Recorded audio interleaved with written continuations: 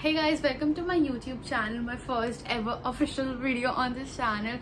I'm so excited. I finally have a book channel. All the booktubers who constantly read and put so much of effort into their videos, and I'm finally making a YouTube channel dedicated to books. I'm so excited.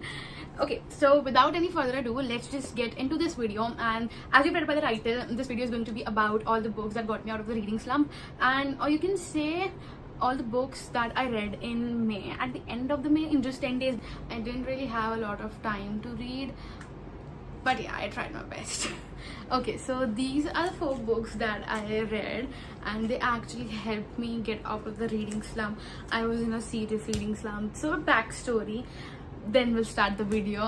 I used to be a big reader in 2023, 22, 23. I used to read books whenever I get time and all, but there was this one particular book that I started reading and never finished, and that actually got me into the reading slump. I'll talk about that later when I film a proper what I read in June and something, that stuff kind of a video. I'll talk about that. When summer vacations happened, I finally thought that let's start a new book, let's just get back into reading, because that was something that I really enjoyed doing. So finally I'm here, finally making a book video, back on track. So let's just start with the shortest book, Before the Coffee Gets Cold by Toshikazu.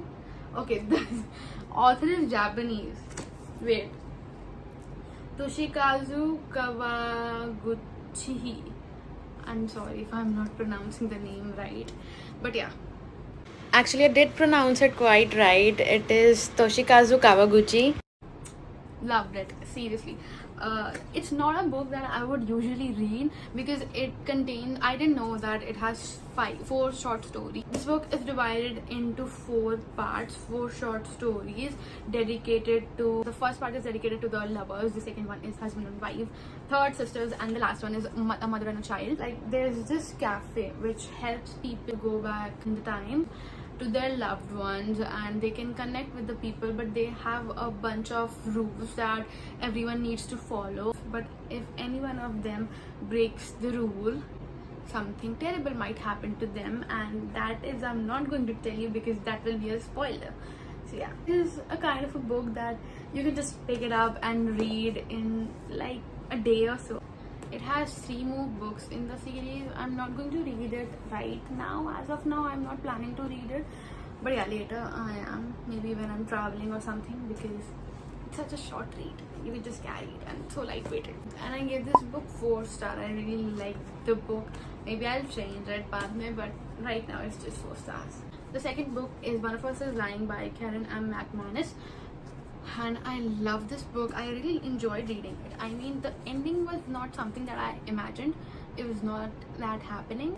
I mean, the whole book is very entertaining, mind-blowing, but I just didn't like the end for some reason. So basically, this book is about 5 students, and one of them dies. His name is Simon, and then this whole book revolves around who killed Simon. I really like the book. There are only 2 drawbacks. First, there were so many characters. It was so confusing, like who is talking to who. And the second thing is, I just didn't like the ending that much. It could have been better, and I flew through it only because I really wanted to know who killed Simon.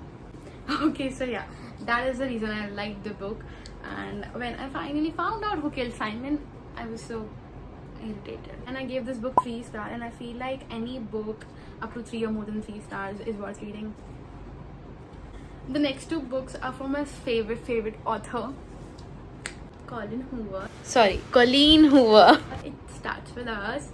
I really like the book. I really like Colleen Hoover's writing. I feel like if you're getting back into reading, or if you want to start reading, I think you should pick up a Colleen Hoover book.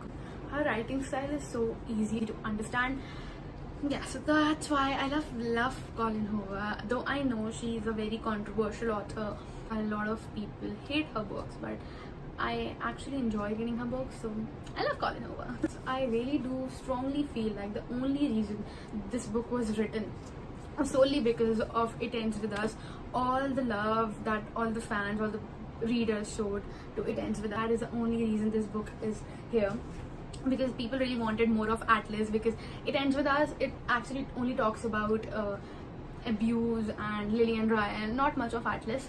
But this book actually contains a lot of Atlas, and I really loved reading about him, reading about Atlas and Lily's chemistry, but it is not something that you would want to read again. It's just a book for all the fans, all the fans of Atlas, to be accurate. I gave this book a 3.75 stars, which is not that bad. It actually takes a lot in me to give a book 5 stars. I don't know why. I just don't like giving all the books 5 stars. The last and final book that I read. Look how beautiful the cover is. Oh god. My favorite author, Axio. I really liked her previous book. Wait, what was that? XOXO. I really liked XOXO by Axio. Oh my god, that rhymes. Yeah. The Girl Who Fell Beneath the Sea. I gave this book a solid 5 stars. I loved it. Exie, I feel like she only writes closed door romance. Okay, so basically there are 2 types of romance, closed door and open door. Closed door romance are basically, there's like no spice in it, and open door romance are so spicy. I actually used to like spicy romances, but now I feel like both are good. I mean, it's not like I only want to read spicy romance, but I enjoy reading, especially I enjoy reading her closed door romance. I don't know why. I enjoyed XOXO. I enjoyed this one too.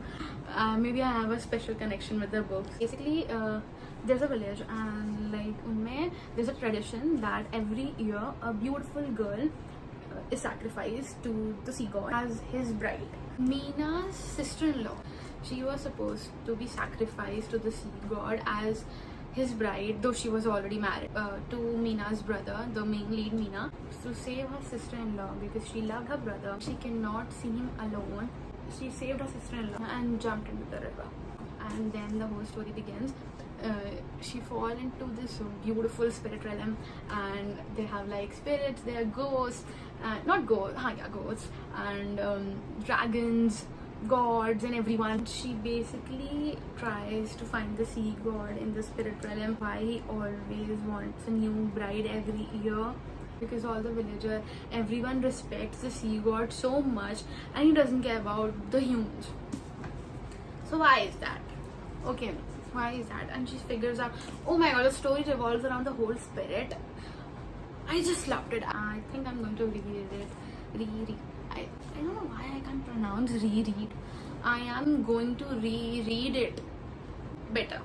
Yeah, and I think I'm going to make a separate video on explaining this entire story with spoilers and everything, because I just love this book so much, and the amount of highlighting that I did in this book, no match, guys.